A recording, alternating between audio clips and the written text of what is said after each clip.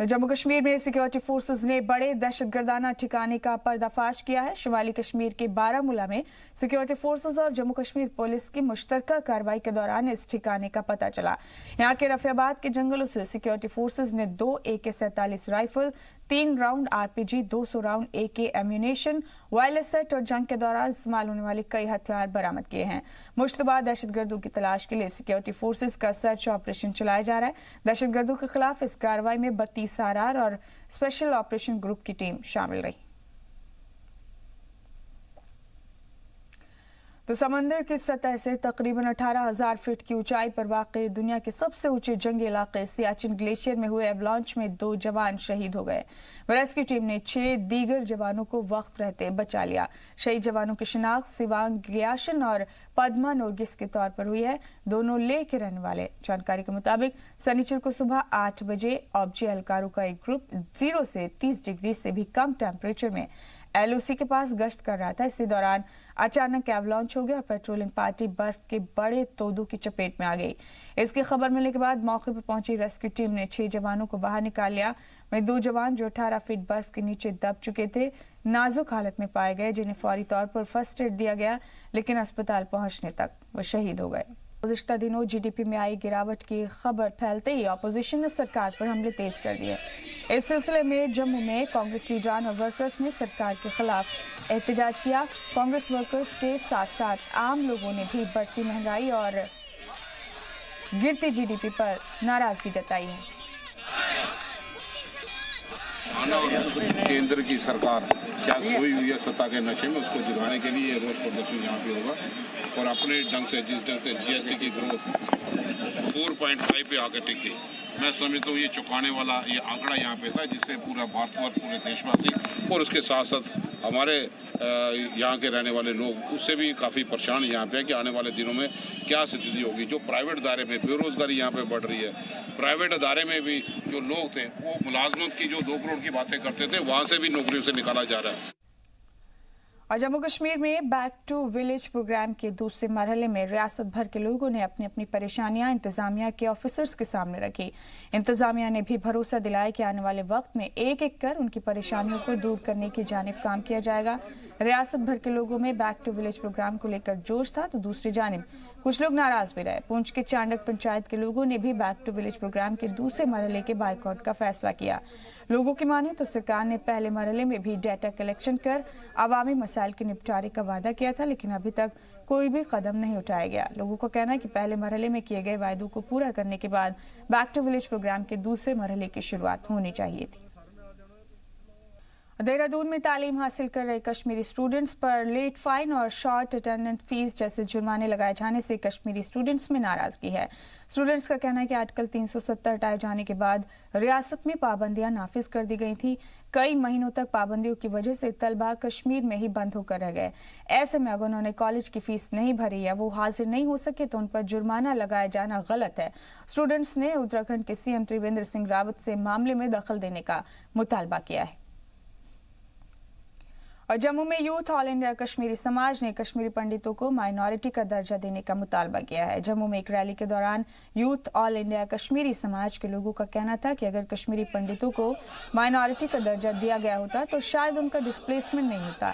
इस मौके पर तंजीम के सदर RK भट्ट ने PM रिहेबिलिटेशन पैकेज को भी सही तरीके से नाफिज करने की मांग भी की, जिसके तहत उन्हें वादी में बसाना, रोजगार मुहैया करवाना और उन्हें सिक्योरिटी देना जैसी बातें शामिल। खराब मौसम की वजह से जम्मू कश्मीर के कई इलाकों में बिजली की सप्लाई मुतासिर है। जम्मू के आरिसपुरा के पास मरालिया गांव के मकामी लोग भी इलाके में बिजली की कटौती से परेशान हैं। इस सिलसिले में उन्होंने महकमा बिजली के खिलाफ जमकर मुजाहरा किया।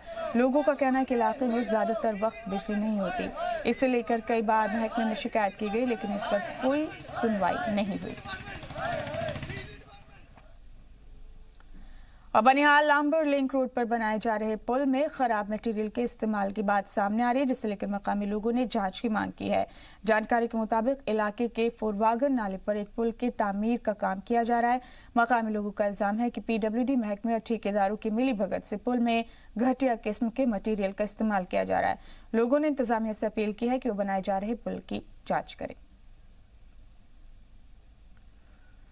तो एक तरफ गुलमर्ग में बर्फबारी का लुत्फ उठाया जा रहा है, तो दूसरी तरफ पुंछ और राजौरी जिले को कश्मीर से जोड़ने वाला मुगल रोड करीब 24 दिन बीत जाने के बाद भी आमद और रफ्त के लिए खोला नहीं जा सका है।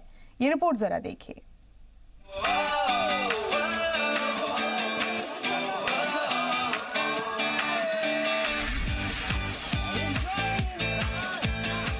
कश्मीर का दिल यानी गुलमर्ग भी बर्फ में नहाया हुआ है। पहाड़ों में गुज़िश्ता 3 दिनों से मुसलसल बर्फबारी के चलते पूरा गुलमर्ग बेहद खूबसूरत दिख रहा है। मुल्क के कोने कोने से आए सयाह बर्फबारी का जमकर लुत्फ उठा रहे हैं और बच्चों की मस्ती के तो कहने ही क्या। यही वजह है कि गुलमर्ग में कसीर तादाद में सयाह पहुंच रहे हैं।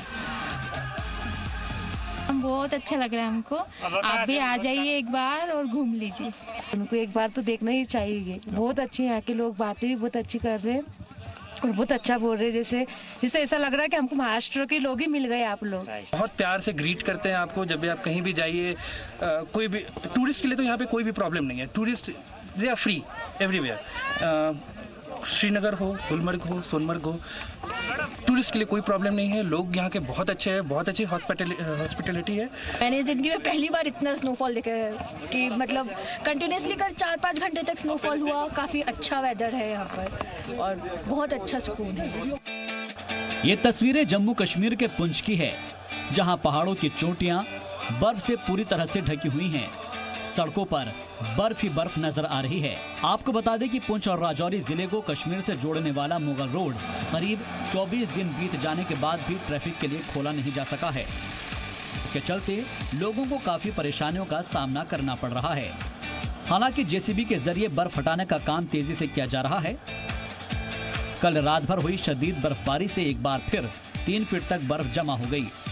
वहीं महकमे मौसमियात ने 3 दिसंबर से 10 दिसंबर तक पहाड़ों पर हैवी स्नोफॉल और मैदानी इलाकों में शदीद बारिश का इम्कान जताया है।